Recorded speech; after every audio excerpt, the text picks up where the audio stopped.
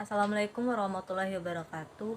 Baiklah, kami dari kelompok 4 akan review jurnal Public Sector Accounting yang berjudul Pengaruh Pendapatan Asli Daerah atau PAD dan Dana Perimbangan terhadap Kementerian Keuangan Pemerintah Daerah.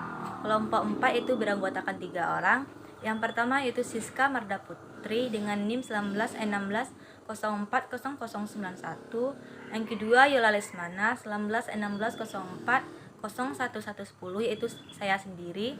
Yang ketiga Irfana Wilyawati dengan NIM 1916040028. Pembahasan poin pertama yaitu ada identitas artikel. Yang pertama ada judul artikel, di mana judul artikelnya itu adalah pengaruh pendapatan asli daerah PAD dan dana perimbangan terhadap Kementerian Keuangan Pemerintah Daerah. Yang kedua jurnalnya itu adalah jurnal informasi, perpajakan, akuntansi, dan keuangan publik.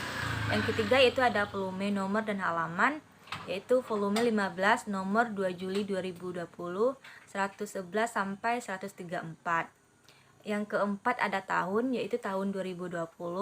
Yang kelima nama penulis, yaitu Rahma Saleh.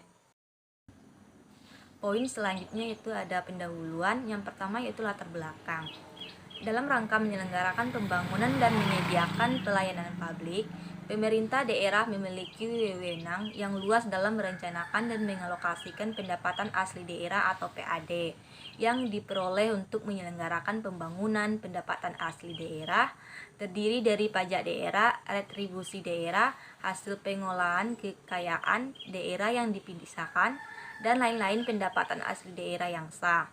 Pada tahun 1966 sampai 1998, Indonesia menganut sistem pemerintahan Orde Baru yang bersifat sentralisasi, di mana sengaja macam kewenangan diatur oleh pemerintah pusat. Hal ini menimbulkan kesulitan dalam pembangunan nasional secara merata. Dampaknya terjadilah ketimpangan dan kesengajaan yang cukup signifikan di setiap daerah. Hal ini mempengaruhi tingkat pertumbuhan ekonomi dan pembangunan nasional di daerah tersebut. Ketimpangan pembangunan dan pelayanan yang tidak transparan tersebut mendorong pemerintah untuk merubah kebijakan yang ada, yaitu merubah kebijakan sistem sentralisasi menjadi sistem desentralisasi. Alokasi dana perimbangan kurang memperhatikan kemampuan dalam meningkatkan pendapatan asli daerah, tetapi lebih meningkatkan pada aspek belanja. Hal itu berakibat pemerintah daerah kurang mengeksplorasi pajak lokal secara lebih optimal dan selalu menuntut transfer yang lebih besar lagi dari pusat. Hasil penelitian terdahulu mengenai pengaruh dana perimbangan terhadap Kementerian Keuangan Daerah berdasarkan penelitian yang dilakukan oleh Andriani dan Wahid pada 2018 menunjukkan bahwa dana perimbangan berpengaruh negatif terhadap tingkat kemandirian keuangan daerah. Perumusan masalah, bagaimana pengaruh pendapatan asli daerah dan dana perimbangan terhadap kependirian keuangan pemerintahan daerah. Tujuan penelitian untuk mengetahui pengaruh pendapatan asli daerah dan perimbangan terhadap kemandirian keuangan pemerintahan daerah. Criterium review, pengaruh pendapatan asli daerah dan dana pertimbangan terhadap kemandirian keuangan daerah. Farahim 2013, Anas MI 2018, Huta Said RMKM 2017. Penelitian terdahulu, dana pertimbangan mempengaruhi negatif terhadap tingkat kemandirian keuangan daerah. Adriani dan Wahid 2018. Dana pertimbangan pengaruh positif terhadap tingkat kemandirian daerah, sementara belanja modal dan pinjaman daerah tidak berpengaruh terhadap tingkatan kemandirian daerah. Putri dan SJ Ideal 2013. Pendapatan asli daerah berpengaruh positif terhadap kemandirian keuangan daerah. Abdullah 2016. Meta penelitian, data sekunder, sampling geno, metode analisis studi literatur dari hasil penelitian sebelumnya. Variabel penelitian dependen kemandirian keuangan daerah.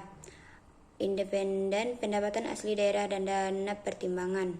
Pembahasan Prepare Effect Mentayani 2013. Prepare Effect merupakan kondisi keuangan pemerintah daerah yang membelanjakan lebih banyak dengan menggunakan dana alokasi umum atau dana transfer dibandingkan dengan menggunakan pendapatan asli daerah. Stewardship Theory. David dan Donaldson 1991. Stewardship Theory sering disebut sebagai teori pengenalan penataan layanan pendapatan asli daerah. Halim 2013. Pendapatan asli daerah adalah pertimbangan yang berasal dari sumber ekonomi dari daerah. Kemandirian keuangan daerah. Wahid 2018, Santoso 2018, Purnama 2016, dan Anas 2018. Dana pembangunan berpengaruh negatif terhadap tingkat kemandirian keuangan daerah. Kesimpulan. Yang pertama, pendapatan asli daerah yang merupakan sumber daya yang dapat dimanfaatkan dalam rangka pembangunan daerah sehingga terciptanya daerah yang memiliki kemandirian dan dapat terciptanya otonomi daerah. Yang kedua, perolehan pendapatan asli daerah yang paling tinggi didapatkan dari pajak daerah dan terendah didapatkan dari hasil pengelolaan kekayaan daerah yang dipisahkan. Yang ketiga, untuk melihat data perkembangan pendapatan asli daerah dihitung dengan menggunakan tingkat kemakmuran atau wealth. Adapun kelebihan dari penelitian ini, yang pertama, data yang disediakan sangat banyak sehingga lebih komprehensif untuk diteliti. Yang kedua, penelitian tentang hal ini sudah ada yang banyak meneliti sehingga bisa dijadikan sebagai masukan bagi pembuat pengaruh pendapatan asli daerah dan dana perimbangan terhadap kemandirian keuangan pemerintahan daerah. Selanjutnya, kelemahan. Yang pertama, penelitian ini hanya membandingkan penelitian terdahulu sehingga tidak ada analisis yang mendalam. Yang kedua, jumlah yang banyak sampelnya tidak ada. Yang ketiga, variabel yang digunakan dalam penelitian ini hanya sedikit, padahal banyak variabel lain yang bisa mengukur kemandirian keuangan. Yang terakhir, rekomendasi. Bagi peneliti selanjutnya, diharapkan untuk menambah variabel independen lain seperti belanja modal dan penerimaan pemerintah daerah lainnya, karena banyak variabel lain yang dapat mengukur kemandirian keuangan yang tidak termasuk pada penelitian ini.